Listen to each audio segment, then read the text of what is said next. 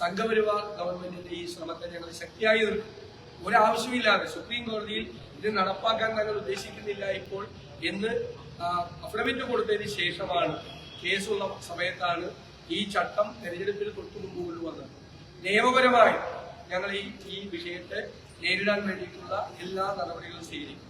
രാജ്യത്തെ ഭിന്നിപ്പിക്കാൻ, രാജ്യത്തെ വിവിധ തട്ടുകളിലാക്കി മതത്തിന്റെ അടിസ്ഥാനത്തിൽ പൗരത്വം തീരുമാനിക്കാനുള്ള ഒരു തീരുമാനത്തെയും ഞങ്ങൾ അംഗീകരിക്കില്ല. അതിനെ ചെറുത്തു തോൽപ്പിക്കും. ഇത് അടിസ്ഥാനപരമായി ഭരണഘടനാ വിരുദ്ധമായ ഒരു കാര്യമാണ്. പൗരത്വത്തിന് എങ്ങനെയാണ് പൗരത്വം ഇന്ത്യയിൽ നൽകേണ്ടതെന്ന് കൃത്യമായി ആർട്ടിക്കിൾ 5 കൃത്യമായി നിർവചിച്ചിട്ടുണ്ട്. അതിന് വിരുദ്ധമായ നടപടികളാണ്, ഭരണഘടനാ തത്വങ്ങൾക്കെതിരായിട്ടുള്ള ഒരു നടപടിയാണ് യഥാർത്ഥത്തിൽ ചെയ്തിരിക്കുന്നത്. ഭരണഘടനയെ തന്നെ അട്ടിമറിക്കുന്ന രീതിയിലുള്ള ഒരു നടപടി, രാജ്യത്തിന്റെ അടിസ്ഥാന തത്വങ്ങളിൽ നിന്ന്, ഇന്ത്യ എന്നുള്ള ആശയത്തിൽ നിന്ന് അകന്നു പോകുന്നതിന് വേണ്ടിയിട്ടുള്ള നടപടിയാണ് ഈ കാര്യത്തിൽ സ്വീകരിച്ചത്. അതുകൊണ്ട് ഒരു വിട്ടുവീഴ്ചയും ഇല്ലാതെ അതിനെ ചെറുത്തു തോൽപ്പിക്കുകയും ഭരണഘടനാ ആശയത്തെ നിലനിർത്താൻ വേണ്ടി ഏതറ്റം വരെയും പോരാടാനാണ് ഞങ്ങളുടെ തീരുമാനം.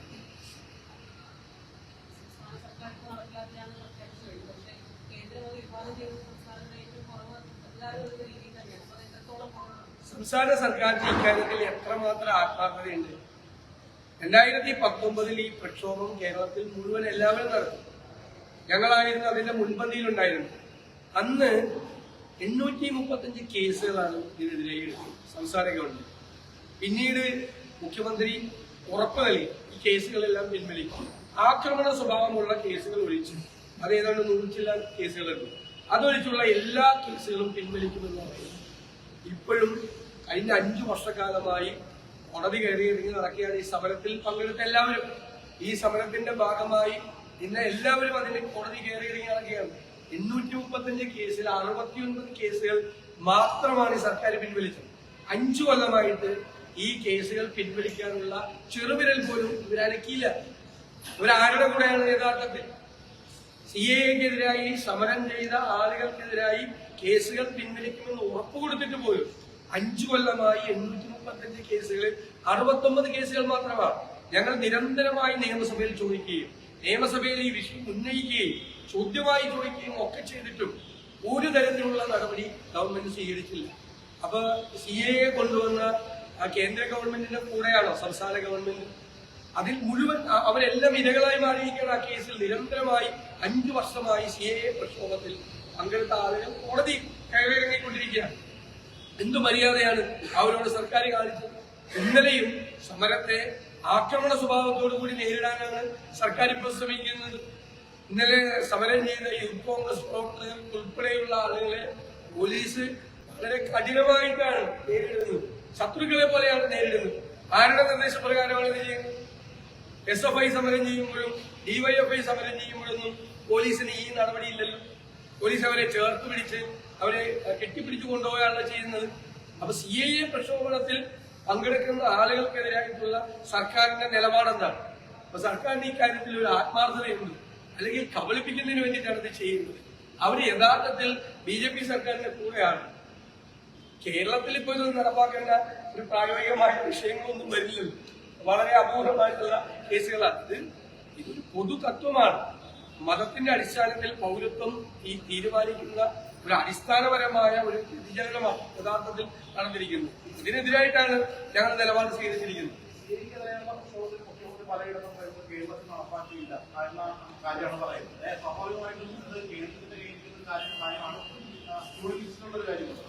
അതിനൊരു പ്രസക്തിയില്ല, മറുപടി പ്രസക്തിയില്ല. ഞാൻ പിന്നെ അതിനെക്കുറിച്ച് പറയാനില്ല. ഒരു ആത്മാർത്ഥ ഇല്ലാതെ ഞാൻ സംസാരിക്കുന്നത്. ഒരു ആത്മാർത്ഥ അവർക്ക് ഇല്ല എന്നതിന്റെ ഏറ്റവും വലിയ ഉദാഹരണമാണ് 5 കൊല്ലമായി 700-ലധികം കേസുകൾ, 200 കേസുകൾ സംസ്ഥാനത്തിന്റെ വിവിധ ഭാഗങ്ങളിൽ നിൽക്കുകയാണ്. ഒരു തരിമ്പ് ആത്മാർത്ഥത ഉണ്ടെങ്കിൽ പറഞ്ഞ വാക്ക് പാലിക്കുന്നു. എന്തുകൊണ്ട് കേസുകൾ പിൻവലിക്കുന്നത്? എന്തുകൊണ്ടാണ് അവരെപ്പോഴും ബുദ്ധിമുട്ടിക്കുന്നത്? ഇപ്പോഴും സമരം ചെയ്യുന്നവരെ ശത്രുക്കളെ പോലെയാണ് നേരിടുന്നത്. അങ്ങനെയാണോ ചെയ്യുന്നത്? അങ്ങനെയല്ലല്ലോ അവർക്ക് വേണ്ടപ്പെട്ട ആളുകളോട് അവർ ചെയ്യുന്നത്. സർക്കാരിന്റെ നടപടിയിൽ ഞങ്ങൾക്ക് സംശയമില്ല. അതുകൊണ്ട് തന്നെയാണ് ഞങ്ങൾ പണ്ട് ഒരുമിച്ചുള്ള സമരത്തിലൊന്നും പോകാറ്. ഇന്ത്യൻ യൂണിയൻ മുസ്ലിം ലീഗ് കേസ് കൊടുത്തിട്ടുണ്ട്. അഖിലേന്ത്യാ കോൺഗ്രസ് കമ്മിറ്റി ഇതിന്റെ നിയമ നടപടികളുമായി സ്വീകരിച്ചിട്ടുണ്ട്. ഞങ്ങൾ അതിന്റെ നിയമപരമായ നടപടികളുമായി ഒരു വശത്ത് പോകുമ്പോൾ മറുവശത്ത് സമരപരിപാടികളുമായി അതിന്റെ ഉള്ള പ്രതിഷേധ പരിപാടിയിൽ തീർച്ചയായിട്ടും നടക്കും. അതാണ് ഞങ്ങൾ തീർച്ചയായിട്ടും ഇതുകൂടി ഗൗരവതരമായി ചർച്ച ചെയ്യും. തെരഞ്ഞെടുപ്പിന്റെ മുന്നൊരുക്കങ്ങൾക്ക് വേണ്ടിയിട്ടാണ് APCC കൂടുന്നതെങ്കിലും ഇതുകൂടി വന്ന സാഹചര്യത്തിൽ ഈ സമര പരിപാടികൾ പ്രതിഷേധ പരിപാടികൾ കൂടി നാളത്തെ KPCC യോഗത്തിൽ വളരെ വിശദമായി ചർച്ച ചെയ്യും. ഞാൻ എന്ന് പറഞ്ഞില്ല, അവർക്ക് ഇക്കാര്യത്തിൽ ആത്മാർത്ഥതയാണ് ഞാൻ ചോദ്യം ചെയ്തു. സത്യസന്ധമായിട്ടാണ് അവരത് സമീപിക്കുന്നത്. ഉണ്ടെങ്കിൽ ഈ 5 കൊല്ലമായിട്ട് എന്തുകൊണ്ട് ഈ കേസുകൾ പിൻവലിച്ചില്ല എന്ന ചോദ്യത്തിന് മുഖ്യമന്ത്രി ഉത്തരം പറയണം. മുഖ്യമന്ത്രി വാക്കുകൊടുത്താണ് ശബരിമല പ്രക്ഷോഭണത്തിലെ കേസുകളും ഈ കേസുകളും പിൻവലിക്കുമെന്ന് പറഞ്ഞാൽ എന്തുകൊണ്ട് ഈ കേസുകൾ പിൻവലിച്ചില്ല? ഞങ്ങൾ നിരന്തരം ഇത് ആവശ്യപ്പെട്ടുകൊണ്ടിരിക്കുക, മറന്നുപോയതൊന്നുമല്ല, ഞങ്ങൾ ഓർമ്മപ്പെടുത്തിക്കൊണ്ടിരിക്കുക. എന്നിട്ട് ഈ കേസുകൾ പിൻവലിച്ചില്ല. എന്നിട്ട് ഞങ്ങൾ പ്രക്ഷോഭണം നടത്തും, സമരം നടത്തും എന്ന് പറഞ്ഞിട്ട് എന്ത് അർത്ഥമാണ് അതിൻ്റെ അകത്തുള്ളത്? ഞങ്ങളതിന്റെ ആത്മാർത്ഥതയാണ് ചോദ്യം ചെയ്യുന്നത്.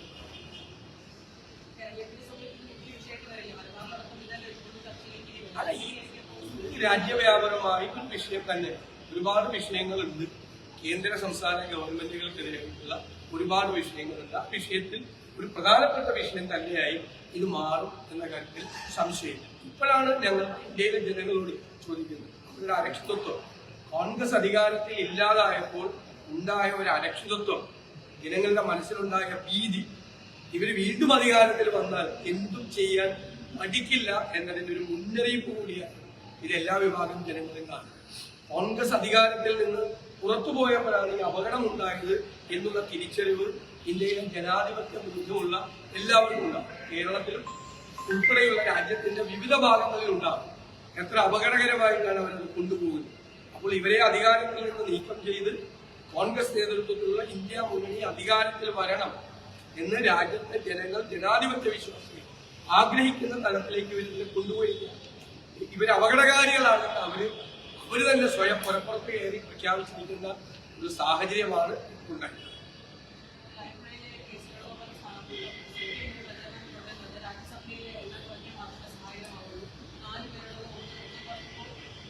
ഞാൻ ചോദിക്കട്ടെ, ഇപ്പൊ രാജ്യസഭയിലേക്കല്ലല്ലോ തെരഞ്ഞെടുപ്പ് നടക്കുന്നത്, ലോകസഭയിലേക്കാണ് തെരഞ്ഞെടുപ്പ്. ഞങ്ങളുടെ ലക്ഷ്യം വളരെ കൃത്യമാണ്. ലോകസഭയിൽ കോൺഗ്രസ് അംഗങ്ങളുടെ എണ്ണം വർദ്ധിപ്പിച്ച് ഭൂരിപക്ഷം, ഇന്ത്യ മുന്നണിക്ക് ഭൂരിപക്ഷം തേടി സംഘപരിവാർ സർക്കാരിനെ താഴെ ഇറക്കാനാണ് ഞങ്ങൾ. അതിനാണ് മത്സരിക്കുന്നത്. CPM മത്സരിക്കുന്നത് പ്രതിപക്ഷത്തിരിക്കാനാണ്, അല്ലെ?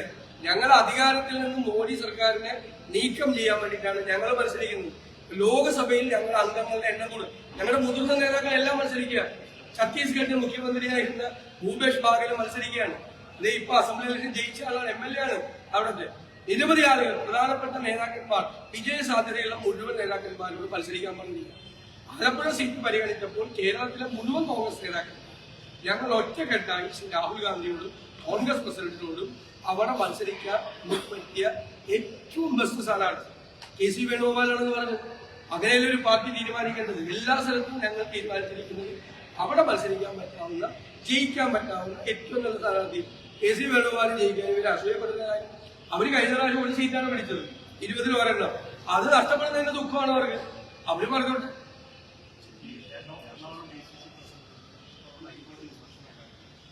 അത് തെറ്റായിട്ടുള്ളൊരു വാർത്തയാണ്. ഒന്ന്, പോലീസ് ഹരാസ്മെന്റിനെതിരായിട്ട് എറണാകുളം DCC പ്രസിഡന്റ് ഹൈക്കോടതിയിൽ കേസ്. ആ കേസിന്റെ വിവിധ വശങ്ങൾ ചോദിച്ചറിയുന്നതിന്റെ ഇടയിൽ പോലീസിന്റെ ആരോപണം മൃതദേഹം വെച്ച് ഇങ്ങനെ രാഷ്ട്രീയ മുതലെടുപ്പ് നടത്തിയെന്നുള്ളതാണ്. എന്താണ് അങ്ങനെ ഒരു ഇത് വരാൻ കാരണം, അങ്ങനെ ഒരു പോലീസ് അലിഗേഷൻ വരാൻ കാരണമെന്ന് കോടതി അന്വേഷിച്ചു. കോടതി അന്തിമമായി പറഞ്ഞിരിക്കുന്നത് 2 കാര്യങ്ങൾ പോലീസ് വ്യക്തമാക്കുന്നതാണ്. ഒന്ന്, ഒരേ ക്രൈം പോലീസ് ആക്ഷേപിക്കുന്ന ഒരേ കുറ്റത്തിന് ഒന്നിലധികം കേസുകൾ എടുത്തിരിക്കും. ഭരണഘടനാ വിരുദ്ധം ഒരേ കുറ്റത്തിന് ഒരേ വാചകങ്ങൾ, FIR-ൽ ഒരേ വാചകം, ഒരേ കുറ്റത്തിന് ഒന്നിലധികം കേസ് എടുത്തിരിക്കുന്നു. 2, DCC പ്രസിഡന്റിനെ അറസ്റ്റ് ചെയ്ത് പ്രതിഷേധിച്ച് സമരം നടത്തി. ആ സമരം നടത്തിയതിന്റെ പേരിൽ കേസെടുത്തു. അപ്പൊ DCC പ്രസിഡന്റ് പോലീസ് കസ്റ്റഡിയിലാണ്. അതിലും DCC പ്രസിഡന്റ് പ്രതിയാണ്. വിചിത്രമായ കാര്യമാണ്. DCC പ്രസിഡന്റിനെ അറസ്റ്റ് ചെയ്ത് പോലീസ് കസ്റ്റഡിയിൽ DCC പ്രസിഡന്റ് ഇരിക്കുമ്പോൾ പുറത്ത് സമരം നടക്കുന്നു. ആ പുറത്ത് സമരത്തിന് കേസെടുത്തപ്പോൾ അതിൽ DCC പ്രസിഡന്റ് 1-ാം പ്രതിയാണ്. ഈ 2 ചോദ്യങ്ങൾക്ക് പോലീസ് ഉത്തരം കൊടുക്കണം എന്നാണ് കോടതി ആവശ്യം. അതാണ് ഫൈൻഡിങ്ങാണ് കോടതി. അങ്ങനെ ചോദിച്ചു. കാരണം അത് അവരുടെ അലിഗേഷനാണ്. അതായത് പോലീസിന്റെ അലിഗേഷനാണ്. അങ്ങനെ ചെയ്തോ ഒന്നുമില്ല. കോടതി ഈ വിവരങ്ങൾ തേടുന്നതിന്റെ ഇടയിൽ ഒരുപാട് കാര്യങ്ങൾ ശേഖരിക്കുമല്ലോ, വിവരങ്ങൾ തേടും. പക്ഷെ അവിടുത്തെ ഫൈൻഡിങ് എന്താണ്? അവര് ആവശ്യപ്പെട്ടിരിക്കുന്നത് എന്താണ്? കോടതി ആവശ്യപ്പെട്ടിരിക്കുന്നത് ഈ രണ്ട് കാര്യം. അതാണ് ഞങ്ങൾ പറഞ്ഞത്. ഒരേ കുറ്റത്തിന് ഒന്നിലധികം കേസുകൾ എടുത്തിരിക്കുന്നു. പോലീസ് കസ്റ്റഡിയിലിരിക്കുന്ന DCC പ്രസിഡന്റ് പോലീസ് കസ്റ്റഡിയിൽ ഇരിക്കുമ്പോൾ പുറത്ത് നടന്ന സംഭവത്തിൽ DCC പ്രസിഡന്റിന് 1-ാം പ്രതിയായിട്ട് കേസെടുത്തിരിക്കുന്നു. അപ്പോ ഇയാളെ എന്തായാലും തൂക്കും എന്നുള്ള പോലീസിന്റെ വാശിയാണ്. മുകളിൽ നിന്നുള്ള മുഖ്യമന്ത്രിയുടെ ഓഫീസിലെ ചില വ്യാപക സംഘക്കാർ പറയുന്നതനുസരിച്ച് പോലീസ് തുള്ളലാണ്. അതിനാണ് ഇപ്പൊ പോലീസ് പഴി അനുഭവിക്കേണ്ടി വരുന്നത്. ഞങ്ങൾ നിയമപരമായ മാർഗങ്ങൾ തേടി ഞങ്ങൾ കോടതി ചോദിക്കുന്ന ചോദ്യങ്ങൾക്കുള്ള മറുപടി പറയും. എന്താണ് അവിടുത്തെ സാഹചര്യം എന്ന് മറുപടി പറയും. ഞങ്ങൾ എഴുതുകൊണ്ട് വന്നതല്ലോ നമുക്കറിയാം. അവിടെ ഭർത്താവിന്റെയും ചുവ അവരുടെ ഭർത്താവിന്റെയും മകന്റെയും പൂർണ്ണ സമ്മതത്തോടു കൂടിയാണ്. ഞാൻ ചോദിക്കട്ടെ, കേരളത്തിൽ ആന ചവിട്ടിക്കുന്ന എത്ര പേർക്ക് നഷ്ടപരിഹാരം കിട്ടിയിട്ടുണ്ട്? എത്ര പേർക്ക് നഷ്ടപരിഹാരം? 1 രൂപ നഷ്ടപരിഹാരം കിട്ടാത്ത കേസ് ഞാൻ കാണിച്ചു. 1 രൂപ. ഇവിടെ അവർക്ക് 10 ലക്ഷം രൂപ അവരുടെ വീട്ടിൽ കൊണ്ടുപോയി കൊടുത്തു. എന്തുകൊണ്ടാണ് കൊടുത്തത്? ഈ സമരം നടത്തിക്കൊണ്ട് ഈ DCC പ്രസിഡന്റും കാത്തു തൊഴിലാളികളും അടക്കമുള്ള ആളുകൾ അവരുടെ നേതൃത്വത്തിൽ അവരുടെ കുടുംബാംഗങ്ങൾ ഉൾപ്പെടെയുള്ള ആളുകൾ സമരം നടത്തിയതുകൊണ്ട് മാത്രമാണ് അവിടെ ഈ 10 ലക്ഷം രൂപ വീട്ടിൽ കൊണ്ടുപോയി കൊടുത്തത്. ഇല്ലെങ്കിൽ കൊടുക്കില്ല. നഷ്ടപരിഹാരം കൊടുക്കാതെ നിൽക്കുന്നുണ്ട്. ധാരാളം ആളുകൾ നിൽക്കുന്നുണ്ട് കേരളത്തിൽ. അപ്പൊ കയ്യും കാലം കളന്നുപോയ ആളുകൾ കടുവ കരടി ആക്രമിച്ചിട്ടും ആട്ടുപോത്ത് ആക്രമിച്ചിട്ടും ആന ചവിട്ടിക്കൊന്ന് ജോലി കൊടുക്കാമെന്ന് പറഞ്ഞ എത്ര പേർക്ക് ഒരു ജോലി കൊടുത്തില്ല?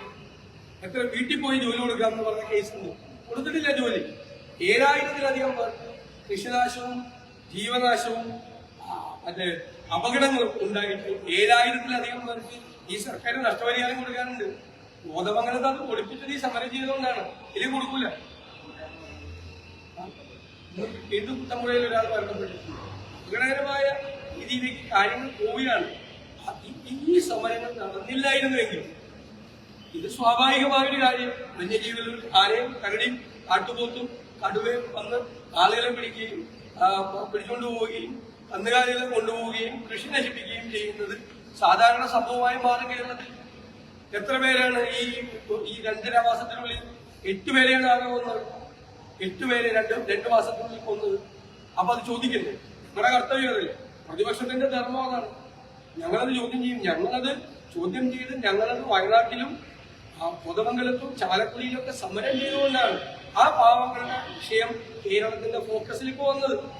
ഞങ്ങൾ തുടരും. മലപ്പുറം പാണ്ടിക്കാട് പോലീസ്